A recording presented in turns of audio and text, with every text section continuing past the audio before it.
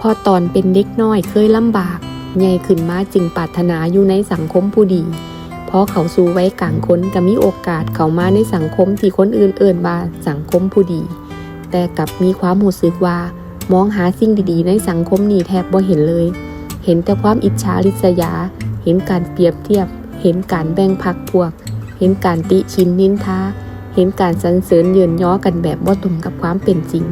พอมาเห็นแบบนี้ก็เข้าใจเลยว่าชีวิตเฮาบ่เหมาะกับสังคมแบบนี้เฮาผิดเองที่ตอนเป็นเด็กน้อยบ่เคยมองหาความสุขจากความธรรมดามัวแต่ไขว่คว้าในสิ่งที่เจ้าของขาดบ่เคยเหลียวเบิ่งเลยว่าสิ่งที่เป็นอยู่นั่นล่ะเป็นความจริงและดีที่สุดแล้วคนเฮามีเกิดแก่เจ็บตายบ่ว่าสิจนแค่ใดบ่ว่าสิมีเท่าใด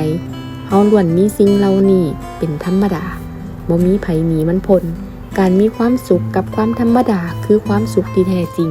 และสงบสุขที่สุดแล้วลองมองหาสิ่งดีๆที่เหลืออยู่มันอาจสิสร้างความสุขกว่าสิ่งที่ตามหาอยู่ก็ได้ชีวิตที่มีความสุขคือชีวิตที่บ่ต้องรอไผบ่ได้แล่นหนีอิหยังและบ่ต้องแล่นตามไผชีวิตที่ได้เฮ็ดได้เดินตามเส้นทางของเจ้าของเฮาบ่ได้ต่อสู้อยู่บนโลกนี้เพียงลำพังดอกทุกคนก็ต่างต่อสู้ด้วยกันทั้งนั้นล่ะเพียงแต่ต่างคนก็ต่างต่อสู้ตามแนวทางของเจ้าของบางเทื่อชีวิตก็คงบ่ต้องการอิหยังไปหลายกว่าการมีบ้านให้อยู่มีข้าวให้กินมีงานให้เฮ็ดคนในบ้านบ่อดอยากแค่นี้ก็สุขใจแล้วล่ะ